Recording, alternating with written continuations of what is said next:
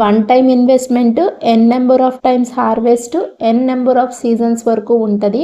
ఒక్కసారి మీరు కుండీలో వేస్తే చాలు, ప్రతి సీజన్కి దానికి అదే మళ్ళీ బతికి వస్తుంది. మీరు బలవంతంగా ఈ కుండీలోంచి మొక్క తీసేసినా కూడా మనకి కంటికి ఎక్కడో కనపడకుండా విత్తనాలు ఉండిపోతాయి, మళ్ళీ మళ్ళీ గ్రో అవుతానే ఉంటుంది. లో మెయింటెనెన్స్, వాటర్ కూడా చాలా తక్కువ తీసుకుంటుంది. దీన్ని పట్టించుకోవాలి అనే ఫీలింగు ఈ మొక్కకి, ఈ ఆకుకూరకి ఉండదు. అదే బచ్చలాకు బెనిఫిట్స్ అందరికీ తెలిసిందే. అండ్ పప్పు బచ్చలి వండుకోవచ్చు, కందా బచ్చలి కూడా వండుకోవచ్చు. దీని చుట్టూ చాలా సేప్లింగ్స్ వచ్చాయి. స్టెమ్ అనేది బలంగానే ఉంటుంది. దీనికి మనకి ఏదైనా చిన్న సపోర్ట్ ఇచ్చామంటే పాదిలో అల్లుకుంటా వెళ్ళిపోతుంది. పప్పు టొమాటో వండుకుంటున్నప్పుడు ఈ ఆకుకూరను కూడా కలుపుకొని వండుకుంటే బచ్చలి పప్పు టమాటో రెడీ అయిపోతుంది. కందా బచ్చలి రెసిపీ అయితే నాకు తెలీదు.